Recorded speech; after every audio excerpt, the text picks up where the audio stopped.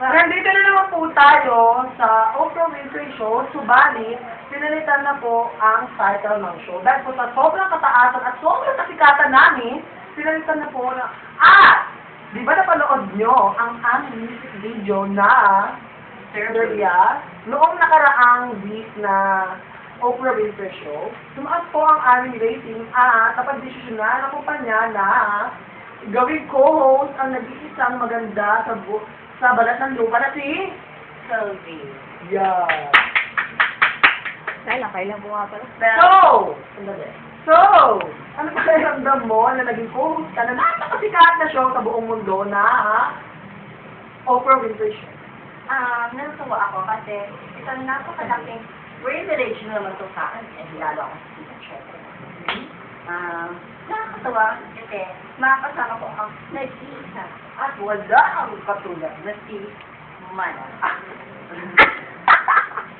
Kaya, pinilitan mo po ang title ng aming talk show sa umaga't gabi, tanghali at merienda, madaling araw at doon. At tinawag na namin itong Joy! And cheese! Ayun, tandaan nyo, napakadaling tandaan, ang Joy! And cheese! Kaya, sulat na sa papel at sulat na ang Joy! And cheese! Kaya, magsisimula na tayo sa ating nakakabagong show na Joy! And cheese! So, meron pong special episode ang ngayon. Dahil ang pag-uusapan natin ngayon ay love. Kaya meron nagsulat sa amin na napakasikat na sumulat sa amin na ang pangalan niya ay Bayan. Babasahin na natin ang kanyang letra. Pagkatapos ko namin basahin sulat ng aming taga-subaybay ay magbibigay kami ng kanya-kanya opinion at question ukol sa simulin. Lamang po. So, babasahin ko na ang letra. Dear Joy and Cheese, sumikat kayo dahil sa inyong last episode na kung saan sumayaw kayo na napakasikat na si Cozy ng Obscure. Well, ito na po. Pangalanan niyo na lang po akong Luwaj. Napakahirap bigyan ng pangalan mo, Luwaj. Pero ito na at babasahin na natin. Maganda siya kasi iba ang kanyang pangalan. Pero babasahin na natin ang kanya niya. Dear Joy and Cheese, natutuwa kami sa inyong show. Nakapagbigay ito ng saya at dalawati sa amin. Libo-libong tao at milyon-milyon, bilyon-bilyon sumatangkilig ngayon sa inyo. Ang hindi po namin akalain na gano'n sa mahal ng mamamayang Pilipino at ultimo ang bagong elect na presidente ng ibang bansa ng US. Siyempre, walang iba kundi si Barack Obama. Ay, akalain mo, nanilubra sa amin. Lamang po. Ito na, babasahin ko na talaga. Pangalanan niyo na po ako lumad. Ballot carried forward current charges, charges, levy code charges, national code charges, total current charges, total charges. Wrong letter. Ito na, baliktad pala yun. Pangalanan niyo na po ako lumad. At, ano ba? Pero hindi ko mabasa, baliktad. Ano ba, lumad siya? Wala ko maisip Marami. Ako po ay edad 17 na mag-18 na mag-19 na.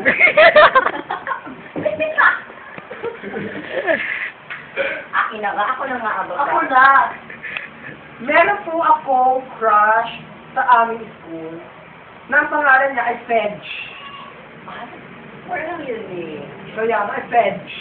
That's no badge. Naging J yung dulo. Balikan kaya natin. Huwag na. Mati-discover ko yan. Oo, mag-discover. Kung alam mo, mahirap yung meaning. Hindi ko siya malapitan dahil ako ay nahihiya. Nananalangin ako sa Panginoong Diyos na bigyan niya ako ng sapat na lakas ng loob para lumapit sa Kanya. Subalit hindi pa ito binibigay sa akin ng Panginoong Diyos. Ang mga kaibigan ko'y pinapahiya ako tuwing nagiging magkatabi kami, o Kasi, pag nakikita at nagkakatulubog. Ay, nakakasiyangan yun. Gusto ko siya, halos idolo ko siya, napakaraming litrato sa aming bahay ng kayo. Marami. Nandito. Nilagyan ko ng parang walk for fame ang aking kwarto. Wow! Ginaya niya yung nasa Hollywood yung start sa singing veg. Ano po ang gagawin ko para lakasan ako ng loob at para malapitan ko siya at maging kami, kapal ang mukha mo, maging kami sa balang araw. Well, Joanne? Well, Joanne? Ayun na po. Oh. Lumaj. Ang napakasimple sagot sa iyong problema ay simple lang. Uminom ka ng Royal Blue Orange. Matakas ka!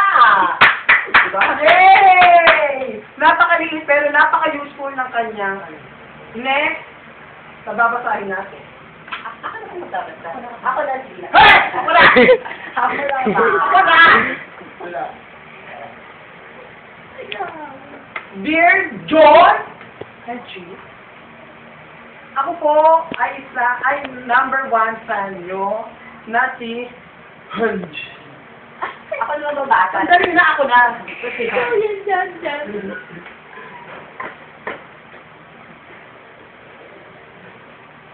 Post mo muna.